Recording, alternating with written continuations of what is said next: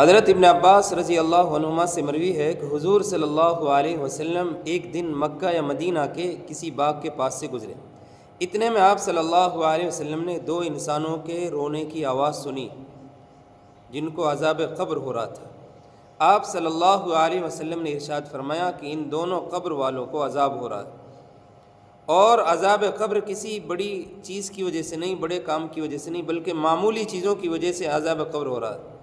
جن سے یہ بچ سکتے تھے لیکن نہیں بچے، ان کو عذاب قبر ہو رہا ہے۔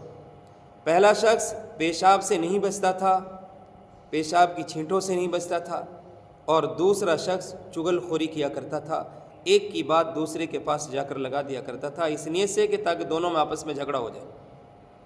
تو بھائیو، عذاب قبر بہت سخت چیز ہے، اللہ ہم سب کی حفاظت فرمائے۔ اللہ کے نبی صلی اللہ علیہ وسلم نے فرمایا، اگر میں اللہ سے دعا کروں کہ وہ تمہیں عذاب قبر سنا دے تو تم ڈر اور خوف کی وجہ سے اپنے مردوں کو قبروں میں دفن کرنا چھوڑ دو گے۔ اتنا سخت ترین عذاب ہوتا ہے فاسق و فاجر کے لیے قبر کے اندر۔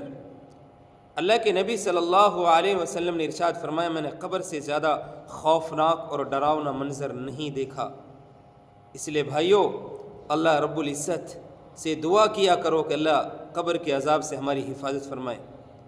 گنہگار پر قبر اتنی سخت ہو جاتی ہے کہ ایک طرف کی پسلیاں دوسری طرف کی پسلیوں میں دھس جاتی ہیں۔ حضرت عثمان غنی رضی اللہ عنہ بڑے اونچے درجے کے صحابی، عشرہ مبشرہ میں سے ہیں، اور تیسرے خلیفہ ہیں، اللہ کے نبی صلی اللہ علیہ وسلم کے داماد ہیں۔ اللہ کے نبی کی دو بیٹیاں ان کے نکاح میں آئی، دونوں کا انتقال ہو گیا۔ اللہ کے نبی صلی اللہ علیہ وسلم نے فرمایا، عثمان اگر 100 بیٹیاں ہوتی تو ایک ایک کر کے تیرے نکاح میں دیتا جاتا۔ تو بھائیو، حضرت عثمان غنی رضی اللہ عنہ اتنے بڑے صحابی ہو کر اور لیکن اتنا ڈر اور خوف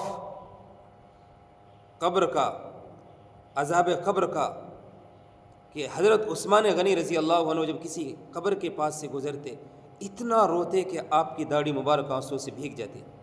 حضرت عثمان سے کسی نے پوچھا، عثمان آپ جنت جہنم کے تذکرے پر اتنا نہیں روتے جتنا قبر کو دیکھ کر روتے ہو؟ حضرت عثمان غنی رضی اللہ عنہ نے فرمایا کہ میں کیوں نہ روں، میرے حبیب صلی اللہ علیہ وسلم نے فرمایا کہ قبر آخرت کی منزلوں میں سے پہلی منزل ہے۔ اگر یہ آسانی سے طے ہو گئی تو بعد کی منزلیں اور بھی آسان ہو جائیں گی، اگر یہ مشکل ہو گئی تو بعد کی منزلیں اور بھی زیادہ مشکل ہو جائیں گی۔ اور اللہ کے نبی صلی اللہ علیہ وسلم نے فرمایا کہ میں نے قبر سے زیادہ خوفناک اور ڈراؤنا منظر نہیں دیکھا۔ بھائیو، مرنا ہے، ہر کسی کو قبر کے گڈھے میں جانا ہے، اس لیے احتیاط کریں، پیشاب کی چھینٹوں سے بچیں۔ آج کل لوگ ایسا لباس پہننے لگے کہ بیٹھنا ہی ان کے لیے مشکل ہو گیا، کھڑے کھڑے پیشاب کر رہے ہیں، اور چھینٹیں بھی پیروں پہ آ رہی ہیں، کپڑوں پہ چھینٹیں آ رہی ہیں۔ کوئی احتیاط ہی نہیں ہے کہ ہم پیشاب سے بھی بچیں، اس کی کوئی فکر نہیں ہے۔ اور قبر کا عذاب اس سے ہو رہا ہے کہ آدمی پیشاب سے نہیں بچتا تھا اور دوسرا چغل خوری کیا کرتا تھا۔ ہم چغلی سے بچیں، ایک کی بات دوسرے کے پاس جا کر لگا دینا، اس سے بچیں۔ وہ مقصد کیا ہوتا ہے کہ دونوں کو آپس میں لڑا دینا۔ اللہ پاک ہم سب کی قبر کے عذاب سے حفاظت فرمائے۔